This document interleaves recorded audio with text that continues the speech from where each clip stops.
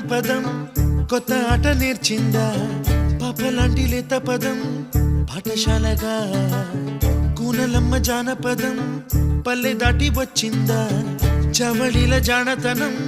పాట చూపగా కుంచెలో తాగే చిత్రాలు ఎదురొచ్చేలా అంతటా